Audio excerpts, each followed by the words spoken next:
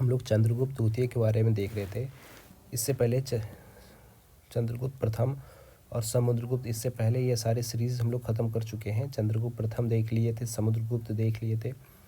अभी हम लोग चंद्रगुप्त द्वितीय के बारे में देखेंगे। चंद्रगुप्त द्वितीय का कार्यकाल है 376 ईसा पूर्व ईस्वी से 413। चंद्रगुप्त द्वितीय के बारे में जानकारी कहाँ से मिलता है? तो देवी चंद्रगुप्तम नाटक में चंद्रगुप्त द्वितीय के बारे में जानकारी मिलती है। अब देवी चंद्रगुप्तम किसने लिखा थी? कालिदास ने। और चंद्रगुप्त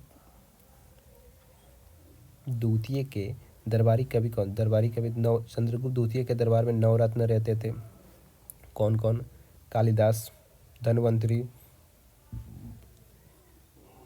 छनपकक, अमर सिंह, शंकु, वैताल भट्ट, घटकपर, वराहमिहिर, वरुचि। ये एग्ज़ाम में ये से क्वेश्चन पूछ लिया जाता है कि इनके दरबार में कौन कौन रहते थे, तो इनको ध्यान से याद रखें। महरौली में लौह स्तंभ चंद्रगुप्त द्वितीय से संबंधित। महरौली में लौह स्तंभ जो है किनसे संबंधित है? चंद्रगुप्त द्वितीय से संबंधित है। फाहियान भारत आया था चंद्रगुप्त द्वितीय के समय आया था। शकों पर विजय के उपलक्ष्य में चांदी के सिक्के चलाए थे। चंद्रगुप्त द्वितीय ने शकों पर विजय के उपलक्ष्य में क्या चलाए थे? चांदी के सिक्के चलाए थे। चंद्रगुप्त द्वितीय ने कौन सी उपाधि धारण की थी? विक्रमादित्य की उपाधि, विक्रमादित्य और शिकारी, विक्रमादित्य शिकारी की उपाधि धारण की थी। अब इसके बाद हम लोग कुमारगुप्त प्रथम के बारे में जानते हैं। चंद्रगुप्त द्वितीय के बारे में इतना ही एग्जाम पूछेगा। अब इसके बारे में कुमारगुप्त प्रथम अत्यंत महत्वपूर्ण नालंदा विश्वविद्यालय का स्थापना। कुमारगुप्त ने नालंदा विश्वविद्यालय का स्थापना किया था। मंदसौर अभिलेख वत्सभट्टी में इसमें सुव्यवस्थित शासक का वर्णन किया गया है। कुमारगुप्त प्रथम ने स्वर्ण, रजत एवं ताम्र के मुद्रे चलाए थे। कुमारगुप्त प्रथम ने कौन से स्वर्ण, रजत और ताम्र के मुद्राएं चलाए थे? कुमारगुप्त प्रथम ने कौन सी उपाधि धारण की थी? महेंद्रादित्य की उपाधि धारण की थी। सर्वाधिक गुप्तकालीन सिक्के इसी ने चलाए थे। सर्वाधिक गुप्तकालीन सिक्के किसने चलाए थे? कुमारगुप्त प्रथम ने चलाए थे।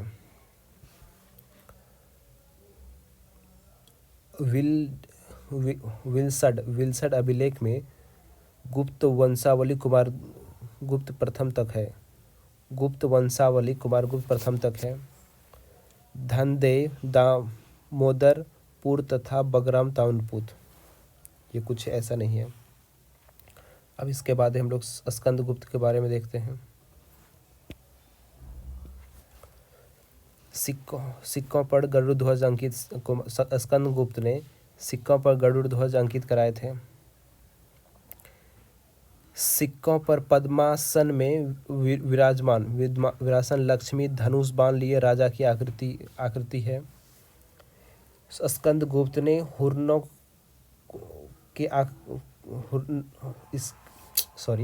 स्कंदगुप्त के समय हुर्नों ने आक्रमण किया था।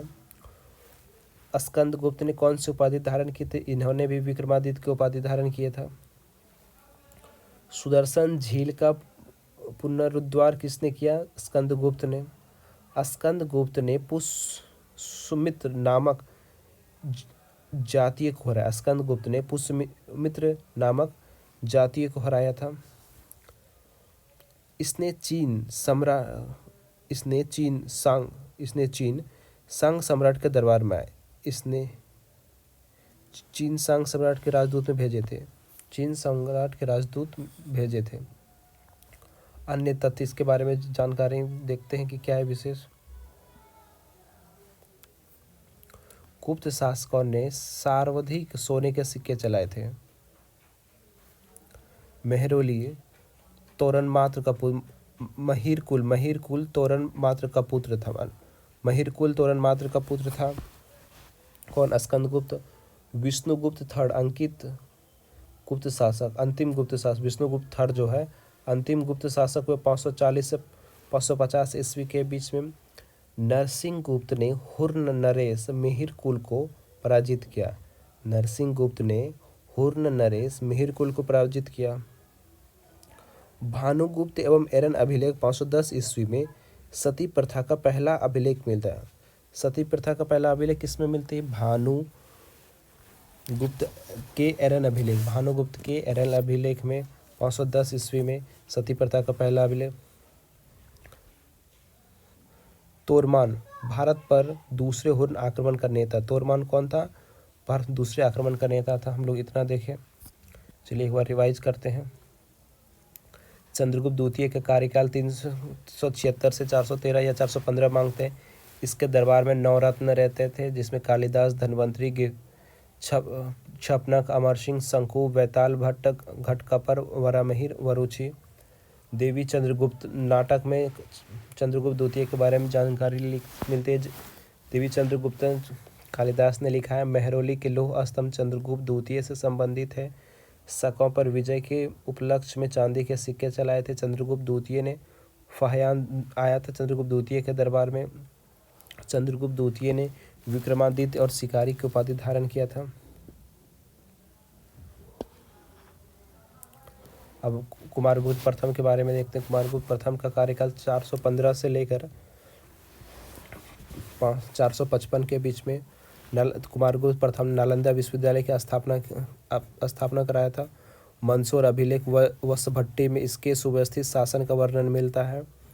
स्वर्ण, रजत तथा ताम्र के सिक्के चलाए थे कुमारगुप्त प्रथम ने महेंद्रादित्य की उपाधि धारण किए थे। सार्वजनिक गुप्तकालीन सिक्के कुमारगुप्त प्रथम ने चलाए थे। विल्सड अभिलेख में गुप्त वंशावली कुमारगुप्त है।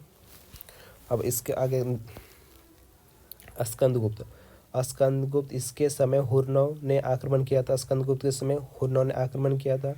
विक्रमादित्य स्कंदगुप्त ने विक्रमादित्य की उपाधि धारण किया था। सुदर्शन झील का जीर्णोद्धार या पुनरुद्धार कराया था। स्कंदगुप्त ने पुष्यमित्र नामक जातीय को हराया था। सिक्कों पर गरुड़ ध्वज अंकित कराया था। स्कंदगुप्त ने सिक्कों पर पद्मासन में विराजमान लक्ष्मी, धनुष, बाण लिया आकृति की अंकित। ये क्वेश्चन पूछे गए हैं एग्जाम में। स्कंदगुप्त ने ही चीन में राजदूत को भेजा था। विष्णुगुप्त थर्ड अंतिम गुप्त शासक हुए 540 से 550 ईस्वी के बीच में। नरसिंह गुप्त ने हुर्न नरेश मिहिर कुल को पराजित किया था। भानुगुप्त के एरन अभिलेख 510 ईस्वी में सती प्रथा का पहला प्रमाण मिलता है। गुप्त शासकों ने सर्वाधिक संख्या में सोने के सिक्के चलाए थे। मिहिर कुल तोरनमान का पुत्र। भारत में दूसरा तोरनमान कौन था? भारत में दूसरे हुर्न आक्रमण का नेता था।